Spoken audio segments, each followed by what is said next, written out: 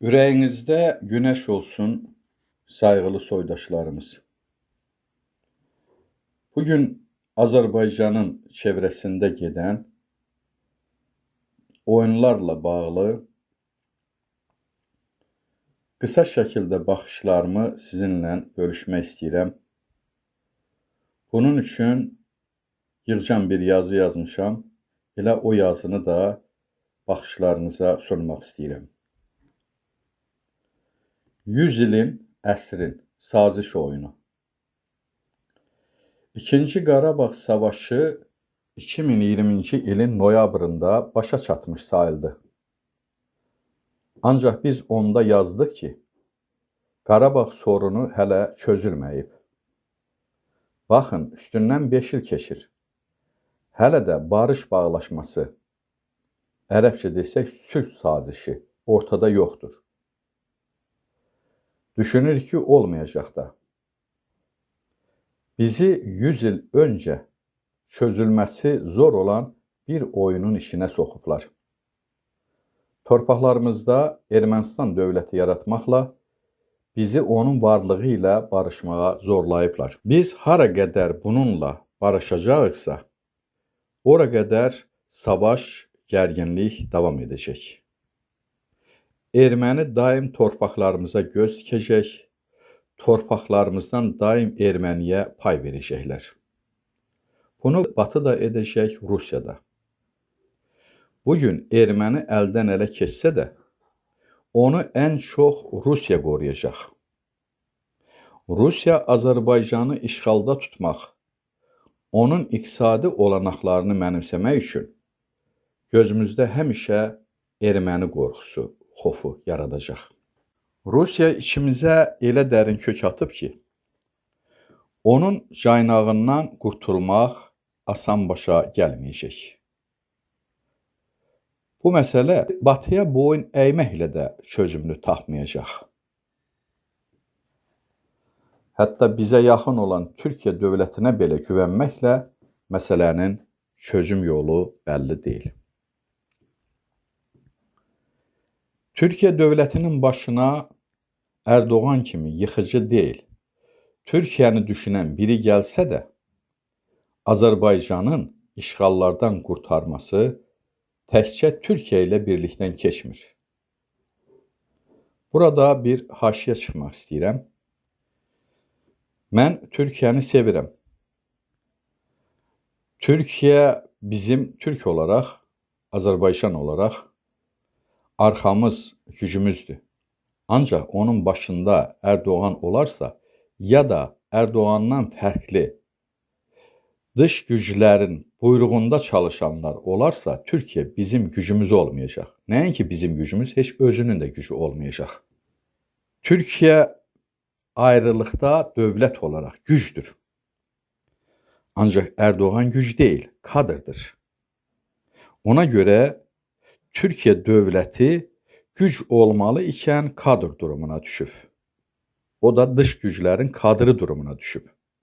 Bu artıq bəllidir, görünən məsələdir. Türkiyə ən çox korrupsiyalaşmış bir dövlət olaraq hallandırılır. Bu dövlətə qarşı atılan böhtan deyil. Türkiyənin dış borcu artıq yarım trilyona çatıb, bəlkə də keçib. Bunu iqtisadçılar daha yaxşı bilir. Türkiyənin öz içində yaratdığı çöküşü dışarıda görüntü yaratdığı güclülük faktoru ilə ört-basdır eləmək mümkün deyil. Türkiyənin içi iqtisadiyyatı hər mənada çöküb. Qanunu çöküb, vətəndaşı çöküb. Dövlətin yönetim imkanları çöküb. Heç nə bağımsız deyil, müstəqil, heç nə. Yargısı da, savcısı da, polisi də, heç bir strukturları. Nə yazıqlar ki, bağımsız deyil. Bu ayrı bir konudur. Bu konu ilə bağlı da mən bir yazı ilə sizin görüşünüzə gəlmək istəyirəm. Ancaq burada, bu yazıda istəklərimi, düşündüklərimi davam eləmək istəyirəm. Dedim ki, Türkiyə dövlətinin başına Erdoğan kimi yıxıcı deyil. Türkiyəni düşünən biri gəlsə də Azərbaycanın işğallardan qurtarması təkcə Türkiyə ilə birlikdən keçmir. Çıxış yolu birdir. Azərbaycan siyasi baxımdan bərpa olunmalı, tarixi haqqını qaytarmalıdır. Güney Azərbaycanla bütövləşməlidir yəni. Azərbaycan bütövləşib gücə çevrilməsə daim qoltuq aqibəti yaşayacaq. İşğalı heç vaxt başa çatmayacaq. Bugün Zəngəzur, Göyçə söhbətləri Azərbaycana qurulmuş tələdir. Zəngəzur, Göyçə məsələsi də Azərbaycanın siyasi bərpasının baş tutmasından sonra gündəliyə gələ bilər. Azərbaycanın siyasi bərpası bölünmüşlüyün ortadan qalxması anlamı daşıyır. Ayrı-ayrı bölgələrinin əlindən alınması ikinci aşamadır. Azərbaycandan Erməniyə tikə-tikə torpaq qoparıb verənlər bu prosesi geriyə döndərməyəcəklər. Gərək Azərbaycan siyasi gücə çevrilsin ki, parçaların qaytarılması bundan sonra mümkün olsun. Yuxarıda vurğuladıq. Qarabağı özləri üçün Azərbaycana qaytardılar. Hələ bəlli deyil ki, orada daha çox kimləri yerləşdirəcəklər. Azərbaycanlıların oraya qaytarılması gözdən pərdə asmaq xarakteri daşıyacaq. Yəni az sayda olacaq. Heç bir demoqrafik üstünlük yaradılmayacaq. Hələ köçürülsə. Dedik ki, 2-ci Qarabağ savaşından 5 il keçir. Ancaq hələ də Azərbaycanlılar Qarabağa yalnız turist kimi gedib gəlirlər. Özü də portalda qeydiyyatdan keçməklə. Dünyanın heç bir yerində belə bir şey yoxdur ki, hansısa vətəndaş öz ölkəsinin hansısa bölgəsinə özəl sənədləşmə ilə getsin. Bu ona görə belədir ki, Qarabağ işğaldan qurtulub, işğal olunub. Öz aralarında bölüblər Qarabağı. Bu pay bölgüsündə ən böyük paylardan biri Erdoğana çatıb.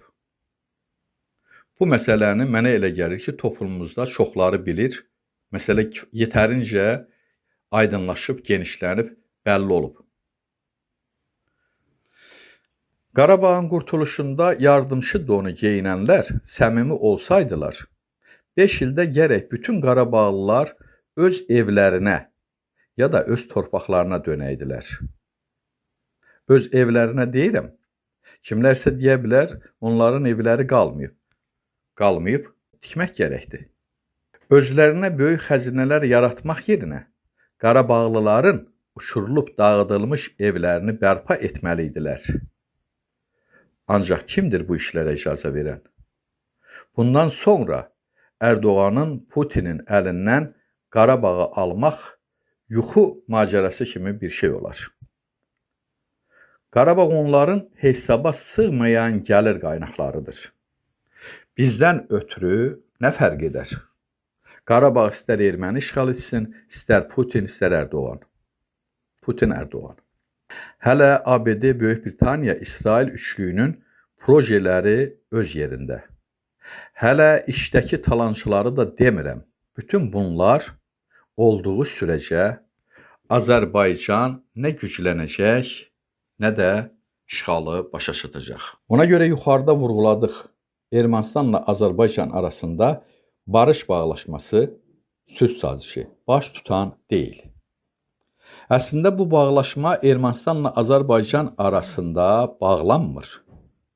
Rusiya ilə Batı arasında bağlana bilər, anlaşa bilsələr. Anlaşmaları isə olumsuzdur. Dünya ağalığına iddia edən Batı zəif saldığı Rusiya ilə heç nədə bağlaşma bağlamır. Sadəcə olaraq ona pay ayırır. Rusiya isə harda əl verirsə razılaşır, harda işinə yaramırsa razılaşmır. Bu işdə Azərbaycan hakimiyyəti Rusiyanı təmsil edir, Erdoğan Batını. Dediyimiz kimi, Azərbaycan hakimiyyəti barış bağlaşmasına tələsmir. Çünki Ukrayna ilə savaşa başı qarşıyan Rusiya Güney Qafqazda ABD ilə dartışma iqtidarında deyil. ABD isə Erdoğan araçılığı ilə Azərbaycanı tələsdirir. Mən burada yenə bir haşiyə çıxmaq istəyirəm. Trampla bağlı deyilənlər getdikcə hamı da görür ki, iflasa uğrayır. Trump oyunbaz kimi görünür, Trump Rusiyanın kadrı kimi görünür, Trump daha nə kimi görünür? Bütün bunların hamısı boş laflardır. Amerika Birləşmiş Devlətləri uzun 10 illərə, 100 illərə hesablanmış planlar əsasında yönətilir. Dünyaya baxışı o planlar əsasında ortaya gəlir. ABD-nin dövlətinin başına kimlərin gəlməsi, gətirilməsi özü belə plan əsasında baş verir. Bidenin öz funksiyaları vardı. O gəldi öz funksiyalarını yerinə yetirdi. İndi Amerika hansı addımı atmaq planlaşdırırsa, onu da Trump'ın əli ilə gerçəkləşdirəcək. Heç biri də boşuna deyil. Ola bilər ki, ayrı-ayrı məqamlarda dövlətin başına gələn adamlar öz başınalıq eləmək iddiasına düşsünlər filan, onda da onlara ciddi xəbərdarlıqlar olur, onlara ciddi baskılar göstərilir. Bunların hamısı düşünülmüş planların tərkib hissəsidir. Ermənistan da Batının istəyi ilə Azərbaycanı fakt qarşısına çəkir. O bildirir ki, bağlaşmaya hazırdır, sülhə, sazişə. Ancaq bunu iki dövlət öz aralarında etməlidir. Rusiya bu işə qarışmamalıdır. Ona görə də üç tərəfli saziş dediklərini qüvvədən düşmüş sayırlar. Ermənistan bu istəyində israr edir. Yəni, Rusiyasız yenidən müzakirəyə oturub razılığa gəlmək istədiyini bildirməklə Azərbaycanı Batı ilə üz-üzə gətirir. Ancaq Azərbaycan hakimiyyəti hələ ki, Rusiyanı qapı ağızda saxlaya bilməz. Bu onun, yəni hakimiyyətin siyasi çöküşü olar. Atamız var olsun, yükümüzdən böyük fərəhimiz yoxdur. Sizə də diqqətinizə görə, izləmələrinizə görə sayılarımı bildirirəm.